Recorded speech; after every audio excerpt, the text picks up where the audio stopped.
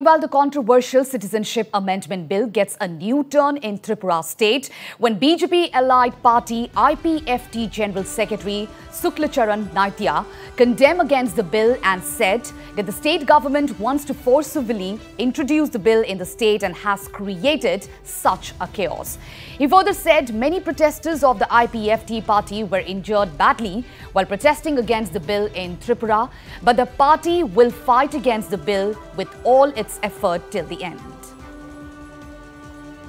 ত্রিপুরার মধ্যে এমন এমন ঘটনা হয়েছে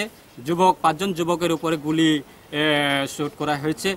এই মেসেজটা আমি পাওয়ার সঙ্গে সঙ্গে আমি সমস্ত নোটিশে যত মিডিয়াগুলি আছে ইলেকট্রনিক মিডিয়া আছে আমি তাদেরকে আমি স্পষ্ট আমার স্টেটমেন্ট জানিয়ে দিয়েছি যে আজকে সিটিজেনশিপ বিল অ্যামেন্ডমেন্ট প্রতিবাদ করতে গিয়ে কেন আজকে ভারতবর্ষে 29টা রাজ্য আছে এই 29টা রাজ্যের মধ্যে কোনো রাজ্যের মধ্যে এমন গণতন্ত্র আন্দোলনের সময়ে কোনো রাজ্যের মধ্যে এমন গুলি করা হয়নি আমাদের যুবকের উপরে গুলি শুট করে কোনো দিনে এই সিটিজেনশিপ বিলকে আটকানো যাবে না আগামী দিনে নর্থ ইস্ট লেভেলে সমস্ত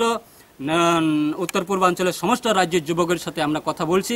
এই পার্লামেন্টে সিটিজেনশিপ বিলকে পাস করা হচ্ছে এবং রাজ্যসভাতে এখন পর্যন্ত পাস করা হয়নি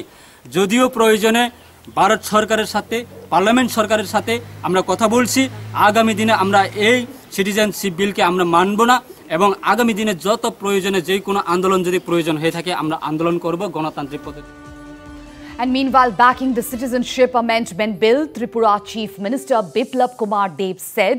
there is nothing wrong in passing the bill by Lok Sabha as it would help the minority non-Muslim immigrants from Bangladesh, Afghanistan and Pakistan who were persecuted to get citizenship, and there will be reactions coming in favor and against the bill as everyone has their own opinion towards it.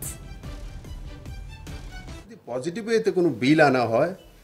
তাতে কোনো আপত্তি নেই এই কোনো ব্যবস্থার বা যেই কোনো আইন সরকার যদি পাশ করে তার পক্ষে বিপক্ষে মতামত থাকতেই পারে পার্লামেন্টও থাকে বাইরেও থাকতে পারে অগণতান্ত্রিক পদ্ধতিতে রাজ্যের মধ্যে অব্যবস্থা তৈরি করার জন্য